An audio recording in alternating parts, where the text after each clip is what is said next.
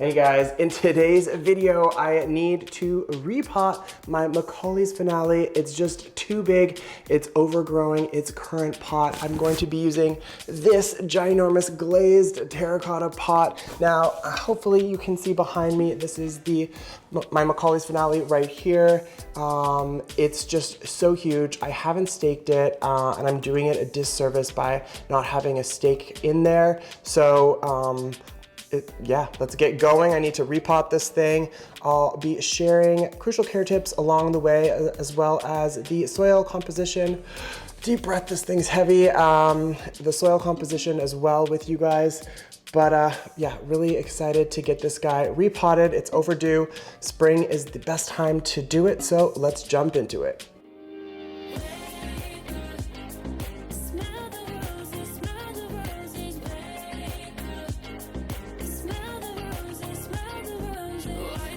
So today I'm going to be using these 3 ingredients to create my soil mix for my Philodendron McColley, as well as, you know, whatever it has in there now, which is mostly bark, I believe, but I'll be using 2 parts of an orchid bark mix to 1 part perlite and 1 part peat moss mix. This will really help. Any type of aeroid mix is ideal for these plants, and yeah, this should really work well. So I just gave that a really good mix, and I'm gonna use that initial batch just to kind of do a base layer at the bottom of this new container. And after that, I think the next thing I need to do is somehow get this beast out of here. That's really gonna be tricky. So yeah, let me just kind of loosen the edges, see how far I can get, and then yeah, I'll be right back and show you guys that update. Thanks for checking out this video. I'm Tyler. If you like what you're seeing or you find this video to be useful, don't forget to give it a thumbs up, or better yet, you can hit that subscribe button. Now, to really show me some love, click on the bell for alerts and notifications for future content. Oh yeah, don't forget to check out my merch store, tylermossop.com. So guys, what I like to do is just take a little bamboo stake that's nice and skinny and just kind of press in along the edges of the container. I'm not really feeling too many roots, which is good. And then just see how well that kind of loosens this up. Anytime you're transplanting a big plant like this, you know, be sure to be safe. If you need another hand or two, get somebody to help you out. Excuse me. That perlite is just so dusty. All right, so I think this should be, you know, maybe sufficient. So I'm just gonna see if I can kind of very carefully, very carefully. Oh, this thing's so heavy. Yeah, I think this is a 2-person job, so we'll have to, you know, turn the camera off for a second so Jeff can help me. But as soon as we get this loose, we'll be right back and show you what the roots are looking like. All right, guys, so we managed finally to get the McColley's Finale out of that other container.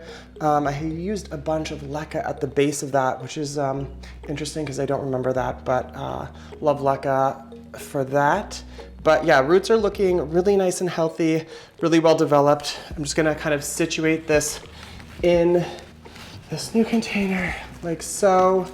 And I really kind of gotta just think about how I want this to go up the stake and just kind of maneuver it accordingly. I feel like it's kind of gotta go a little bit on the side like this. And then hopefully it kind of just a little corrects itself and straightens out a little bit. The leaves definitely will, but I'm just going to position it like this for now. I have another cedar stake here, really nice big one that I plan on using. So let's see if I can just kind of, you know, position this in the right spot. Like something like this will work really well. All right, so basically, if you can still see me or not, the next step is to kind of fill in around the root system with some more of that soil mix. I like to do that first, then I'm going to create a really nice, sturdy, firm home for that stake and then start to attach this and then resituate it. Hopefully this guy will adjust its leaves position and all of that once we kind of get it wrapped up to the stake. But yeah, using a really good, well-draining, loose soil mix with chunky bits of perlite and obviously all of that bark with a little bit of peat moss is just really ideal for these plants. And you know, I've done a ton of content on this plant, so if you really want a really thorough crucial care tips video, then check out those. I'll be sure to throw up some links, but as we go through, maybe I'll throw in some of those tips as well.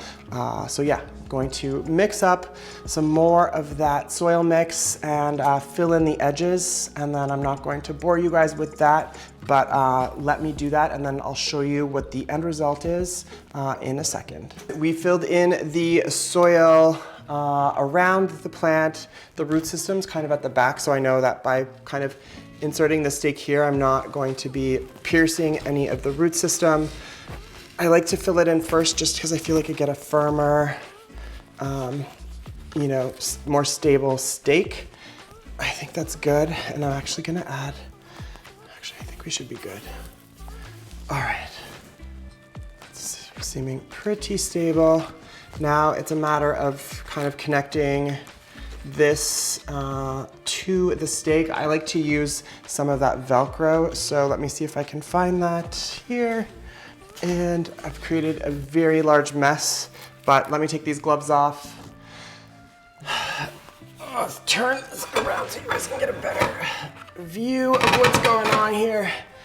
But yeah, this is quite the transplant. Definitely time for this to get kind of attached and be supported by this massive cedar stake. I think it's going to be much happier. You can see a new leaves coming in here, and I have, of course, these beautiful McColley's finale flowers and blooms that have come in. Now, if you haven't yet seen the last video I did on this, it does take a mature plant and about 16 years. That's right, 1-6 for that to kind of happen. So this is pretty amazing. I'm hoping it's a lot happier in this newer container with the stake. But yeah, be right back and then I'll show you how I'm attaching that with the Velcro. So cut a really good, I don't know, maybe a 10 inches, 8 to 10 inches long piece of Velcro. You don't want to have too small of a piece. Now I'm just trying to strategically kind of go under and weave this thing through so I get a really secure, you know, connection here to the post while avoiding any sort of aerial roots. You know, don't want to ruin the plant by connecting it to this, but I think this might just do it. Let's see. All right.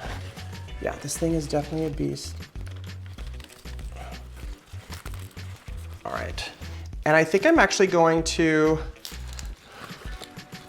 we'll see, I think this is kind of good for now. So as I said, the leaves will reposition as it kind of adjusts to this new sort of structure.